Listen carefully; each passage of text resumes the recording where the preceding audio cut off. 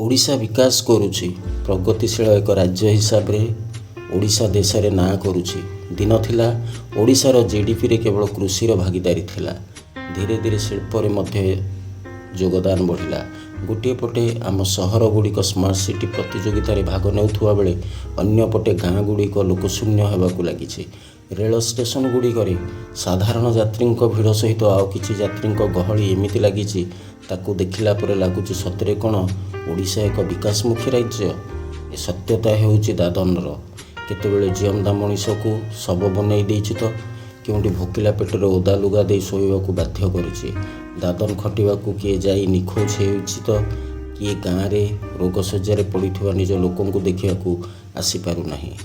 ଦାଦନ ଆଜି ଏକ ସାମାଜିକ ସମସ୍ୟା ପାଲଟି ଯାଇଛି। ଓଡ଼ିଶା ହେଉଛି ଭାରତର ଅନ୍ୟ ଏକ ପ୍ରମୁଖ ରାଜ୍ୟ, ଯେଉଁଠାରୁ ପ୍ରତିବର୍ଷ ଲକ୍ଷ ଲକ୍ଷ ଲୋକ ନିଜ ରାଜ୍ୟରେ ରୋଜଗାରର ମାଧ୍ୟମ ନ ପାଇ ଅନ୍ୟ ରାଜ୍ୟକୁ ଚାଲି ଯାଉଛନ୍ତି।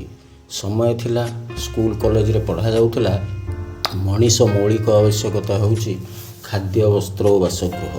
ସମୟର ପରିବର୍ତ୍ତନ ସହିତ ସମାଜରେ ବଞ୍ଚିବା ପାଇଁ ଆଜି ଏହି ତିନୋଟି ମୌଳିକ ଆବଶ୍ୟକତା ସହିତ ଆଉ କିଛି ଯୋଡ଼ି ହୋଇଯାଇଛି। ଲିମିଟେଡ୍ ସୋର୍ସ ମଧ୍ୟରୁ ଆବଶ୍ୟକତାକୁ ପୂରଣ କରିବା ଯେତେବେଳେ ସାଧାରଣ ମଣିଷ ପାଇଁ ସମ୍ଭବ ହୁଏ ନାହିଁ, ସେତେବେଳେ ଦାଦନ ଭଳି ପନ୍ଥା ଆପଣେଇବା ଅନେକ ପାଇଁ ସହଜ ଓ ଏକମାତ୍ର ରାସ୍ତା ହୋଇଯାଏ। କ୍ରମାଗତ ରୂପେ ବିଗତ 2 ଦଶନ୍ଧି ମଧ୍ୟରେ ଓଡ଼ିଶାରେ ଦାଦନ ସମସ୍ୟା ଏକ ପ୍ରମୁଖ ସାମାଜିକ ସମସ୍ୟା ଓ ରାଜନୈତିକ ବିଷୟ ପାଲଟିଛି। ଆଜି ଯୁବକଙ୍କଠାରୁ ଆରମ୍ଭ କରି ବୟସ୍କ ସମସ୍ତେ ରୋଜଗାର ପାଇଁ ଦାଦନକୁ ଠିକ୍ ମନେ କରୁଛନ୍ତି। କିନ୍ତୁ କାହିଁକି ଲୋକ ଦାଦନ ଖଟିବାକୁ ଯାଉଛନ୍ତି?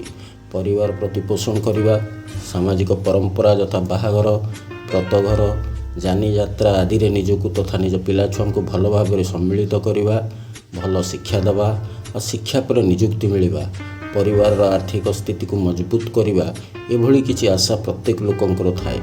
କିନ୍ତୁ ଏହି ଆଶାକୁ ପୂରଣ କରିବା ପାଇଁ ଆବଶ୍ୟକ ରୋଜଗାରର ଏଭଳି ଏକ ମାଧ୍ୟମ ଯାହା ବିପରୀତ ପରିସ୍ଥିତିରେ ମଧ୍ୟ ସହାୟକ ହେବ। କିନ୍ତୁ ହୁଏତ ଓଡ଼ିଶା ଆଜି ମଧ୍ୟ ନିଜକୁ ସେହିଭଳି ରୂପ ପ୍ରସ୍ତୁତ କରିପାରିନାହିଁ, ଯେଉଁଥିପାଇଁ ଦାଦନ ସମସ୍ୟା ଧୀରେ ଧୀରେ ବିରାଟ ସମସ୍ୟା ହୋଇ ଆମ ବିକାଶ ପଥକୁ ପ୍ରଶ୍ନ କରିବାରେ ଲାଗିଛି। ସରକାରୀ ହିସାବରେ ଓଡ଼ିଶାର ପ୍ରମୁଖ 10 ଗୋଟି ଜିଲ୍ଲା ରହିଛି, ଯେଉଁ ଜାଗାରୁ ହଜାର ହଜାର ସଂଖ୍ୟାରେ ଲୋକ ଆନ୍ଧ୍ରପ୍ରଦେଶ, ତେଲେଙ୍ଗାନା, ଗୁଜରାଟ, ମହାରାଷ୍ଟ୍ର ଭଳି ରାଜ୍ୟଗୁଡ଼ିକୁ କାମ କରିବାକୁ ଯାଉଛନ୍ତି। ତଥ୍ୟ ଅନୁଯାୟୀ ଏଥିରେ ପଶ୍ଚିମ ଓଡ଼ିଶା ଓ ଦକ୍ଷିଣ ଓଡ଼ିଶାର ଅଧିକାଂଶ ଜିଲ୍ଲା ରହିଛି, ଯେଉଁଠି ବର୍ଷାକାଳୀନ ଚାଷ ବ୍ୟତୀତ ରୋଜଗାରର ଅନ୍ୟ କୌଣସି ମାଧ୍ୟମ ନାହିଁ। କେଉଁଠି ଲୋକ ଅତି ଦୁଃଖରେ ନିଜ ପରିବାର ଗାଁକୁ ଛାଡ଼ି ଯାଉଛନ୍ତି ରୋଜଗାରର ସନ୍ଧାନରେ, ଆଉ କେଉଁଠି ସପରିବାର ଯାଉଛନ୍ତି। ଉଭୟ କ୍ଷେତ୍ରରେ ଲୋକ ନିଜ ଭିଟାମାଟି ଠାରୁ ଅଲଗା ହେଉଛନ୍ତି। ଏକ ଆକଳନ ଅନୁଯାୟୀ 2023 ମସିହାରେ ଓଡ଼ିଶାରୁ 17.5 ନିୟୁତ ଲୋକ ଅନ୍ୟ ରାଜ୍ୟକୁ ସ୍ଥାନାନ୍ତରିତ ହୋଇଥିଲେ।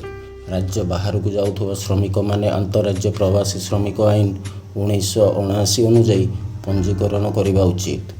କିନ୍ତୁ ଅନେକ ଲୋକ ବିନା ପଞ୍ଜୀକୃତରେ ମଧ୍ୟ ଅନ୍ୟତ୍ର ଯାଉଛନ୍ତି କର୍ମ ସନ୍ଧାନରେ।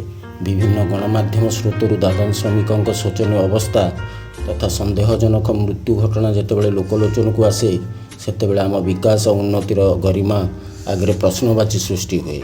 ଦାଦନ ସମସ୍ୟା ଆଜି ଓଡ଼ିଶାର ମାନବ ସମ୍ବଳର ସୁବିନିଯୋଗ ଓ କର୍ମ ନିୟୋଜନର ଅଭାବକୁ ଦର୍ଶାଉଛି।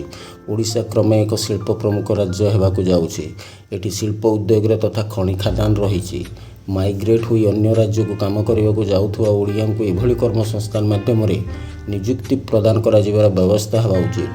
ଜଳସେଚନର ଅଭାବରୁ ଯେଉଁଠି ଚାଷ କେବଳ ବର୍ଷା ମାସ ଉପରେ ନିର୍ଭରଶୀଳ, ସେଭଳି ସ୍ଥାନକୁ ଜଳସେଚନ ବ୍ୟବସ୍ଥା କରିବା ସହିତ କୃଷିକୁ ସିଜନାଲ ବେସ୍ରୁ ବାହାର କରି ଫୁଲ୍ ଟାଇମ୍ ବ୍ୟବସ୍ଥା କରାଯିବା ଉଚିତ। ଦାଦନ ହେଉଛି ଲୋକଙ୍କ ଷ୍ଟ୍ରେସ୍ ଆଉ ଡିପ୍ରେସନର ଏକ ରୂପ, ଯାହା ଆମର ବର୍ତ୍ତମାନ ସହିତ ଆଗାମୀ ଭବିଷ୍ୟତକୁ ମଧ୍ୟ ଗ୍ରାସିବାରେ ଲାଗିଛି।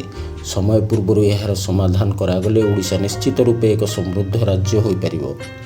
ଆପଣମାନଙ୍କୁ ଅନୁରୋଧ, ଭିଡ଼ିଓଟି ସାମାନ୍ୟତମ ରୂପେ ମଧ୍ୟ ଯଦି ଶିକ୍ଷଣୀୟ ହୋଇଥାଏ ତେବେ ଏହାକୁ ଲାଇକ୍ କରନ୍ତୁ। ଆହୁରି ଶିକ୍ଷଣୀୟ ଭିଡ଼ିଓ ଦେଖିବା ପାଇଁ ଚ୍ୟାନେଲକୁ ସବସ୍କ୍ରାଇବ୍ କରନ୍ତୁ ତଥା ବେଲ୍ ଆଇକନ୍କୁ କ୍ଲିକ୍ କରନ୍ତୁ।